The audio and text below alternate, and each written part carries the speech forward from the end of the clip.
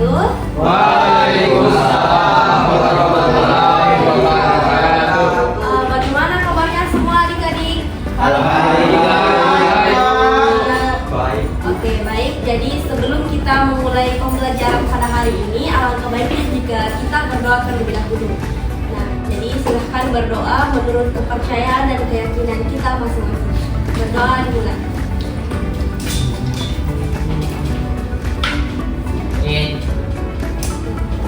Amin. Oke, Amin. pertama-tama saya periksa hadirnya dulu. Raihan, Hadir kakak. Isni, Hadir Kak. Nini, hadir Kak, dan Renata, hadir Kak. Jadi adik-adik, sebelum kita masuk pada materi pada hari ini, saya ada tayangan video tentang sistem komputer. Nah, sistem komputer ini adalah materi yang kita pelajari pada pekan yang lalu. Pertama ada sistem komputer, yang antaranya adalah hardware, software, dan firmware. Sistem komputer kemudian kumpulan perangkat-perangkat komputer yang bisa dihubungkan. Oke, itulah tadi tayangan video singkat mengenai apa itu sistem komputer. Baik, jadi adik-adik sekalian, ada yang bisa simpulkan dari materi video ini dan materi pekan lalu? Saya. Yusni, dipersilahkan. Jadi sistem komputer adalah kombinasi dari 3 elemen utama. Yang pertama hardware, software, dan firmware. Ketiganya tidak bisa berjalan sendiri.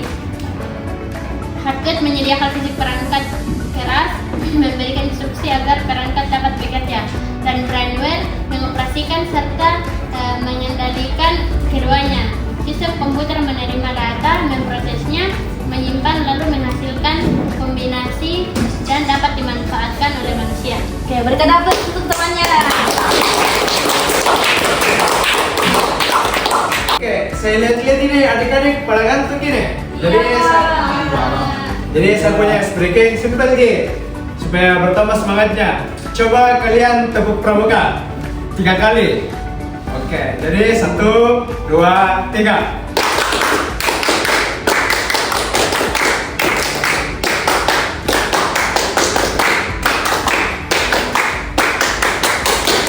Oke, sudah semangat semua? Oke, kita lanjut materinya. Jadi adik-adik, materi hari ini adalah the power behind technology exploring struktur dan data dan algoritma. Oke, jadi saya ingin tanya dulu kepada adik-adik. Jadi apa itu struktur data dan algoritma? Tidak tahu. Tidak tahu. Oke. Jadi struktur data dan algoritma adalah fondasi dari setiap teknologi modern. Melalui keduanya, komputer mampu menyimpan, mengolah, dan menghasilkan solusi secara efisien. Materi ini membantu siswa memahami cara berpikir komputasional dan merancang solusi kreatif untuk berbagai persoalan sehari-hari. Nah, jadi adik-adik selanjutnya itu kita masuk ke konsep dasar struktur data. Jadi struktur data adalah cara menyimpan dan mengatur data agar dapat diakses dengan efisien.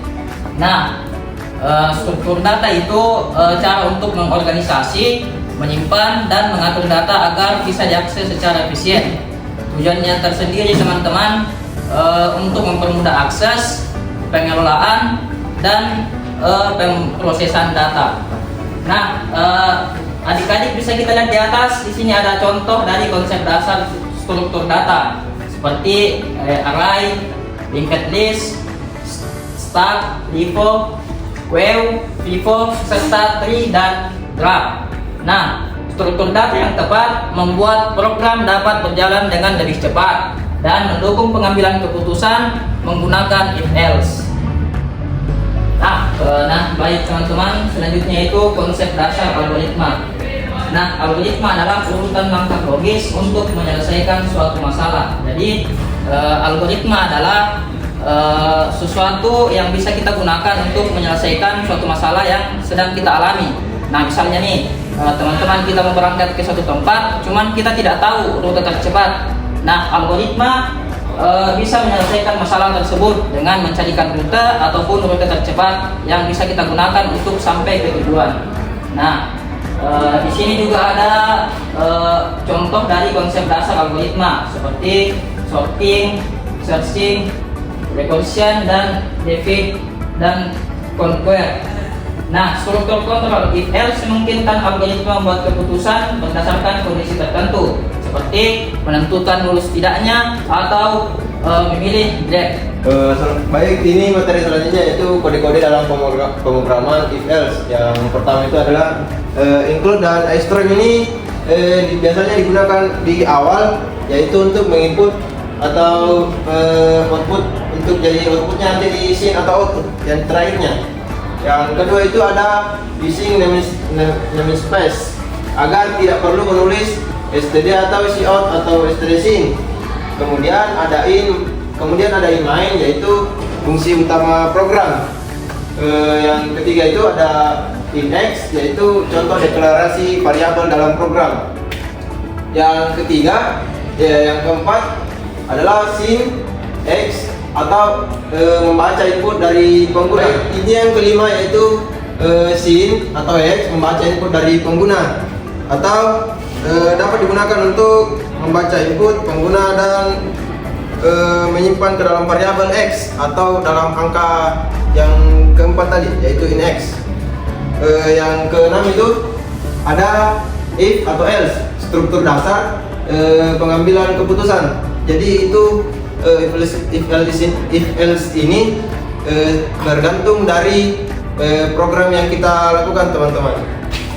Kemudian ada return, menandakan program selesai dengan normal. Jadi return ini digunakan di akhir pemrograman. Jadi mungkin itu yang bisa saya sampaikan. Jadi adik-adik sampai di sini ada yang ingin ditanyakan? Saya. Baik, kepada Silvi mungkin apa tadi pertanyaannya? Jadi Pak, saya lihat di situ ada input, output, dan scene dan cout. Saya mau bertanya Pak, antara kedua itu yang mana bagian scene dan yang mana bagian cout? Jadi yang ditanya tadi itu scene dan cout. Jadi scene itu adalah input, yang kedua itu adalah cout itu outputnya untuk mengakhiri program. Jadi mungkin ada lagi dari adik-adik yang ingin bertanya. Oke adik-adik, berikut ini adalah contoh praktikum dari if else. Nah, yang pertama kita masukkan dulu include IOStream, kemudian using namespace std. Nah, selanjutnya kita masukkan juga in main, kemudian tipe datanya. Nah, di sini saya memakai tipe data int main. Kemudian kita inputkan cout-nya, yaitu masukkan nilai, dan scene-nya adalah nilai sesuai dari tipe data tadi. Kemudian if-nya adalah nilai lebih besar atau sama dengan 75, maka dia akan masuk pada kondisi Anda lulus. Nah, jika nilainya lebih kecil daripada 75, maka dia masuk pada kondisi Anda tidak lulus. Kita run. Kemudian kita masukkan nilai 75, maka dia masuk pada kondisi Anda lulus. Sebaliknya, jika kita masukkan nilai 60, maka dia masuk dalam kondisi tidak lulus. Baik, sampai di sini sudah paham atau masih ada yang mau ditanyakan? Paham. Baik, sebelumnya kita sudah mempelajari materi tentang if else. Sekarang masuk pada studi kasus. Nah, jadi studi kasusnya itu sebuah sekolah ingin membuat program untuk menentukan grade nilai siswa. Yang pertama, nilai input siswa itu mulai dari 0 sampai 100. Kemudian program akan menampilkan grade dari pesan motivasi berdasarkan nilai yang dicapai. Kemudian ada beberapa ketentuan kasusnya. Yang pertama, inputnya itu nilai integer mulai dari 0 sampai 100. Kemudian outputnya nilai yang lebih besar dari 80 bernilai grade A, dan kata-kata motivasinya hebat, terus pertahankan. Kemudian nilai 60 sampai 79 bernilai grade B, dan kata motivasinya bagus, bisa lebih baik. Kemudian nilai yang lebih kecil dari 60 grade C, kata motivasinya perlu latihan lagi. Nah, studi kasus ini nanti akan kalian analisis dan kalian akan membuat output yang akan menghasilkan output nilai dari siswa tersebut.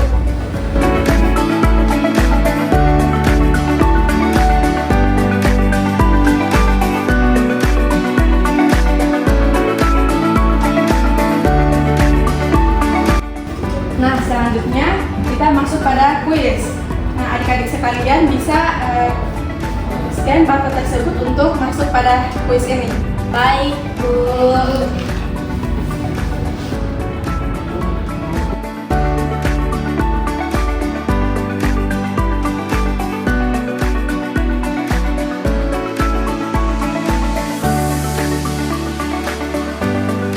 Terima kasih adik-adik atas partisipasinya. Tepuk tangan dulu untuk kita semua. Baik adik-adik, untuk tugas minggu depan silakan buat kelompok 3 sampai 4 anggota, lalu buat poster yang materinya mengenai materi hari ini, menggunakan aplikasi Canva, kemudian presentasikan minggu depan.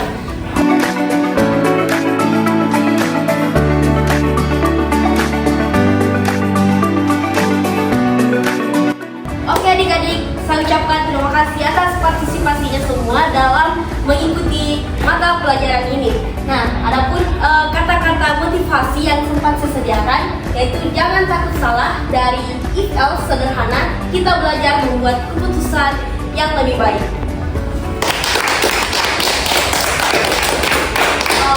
Oke adik-adik, mungkin cukup sekian pertemuan kita pada hari ini.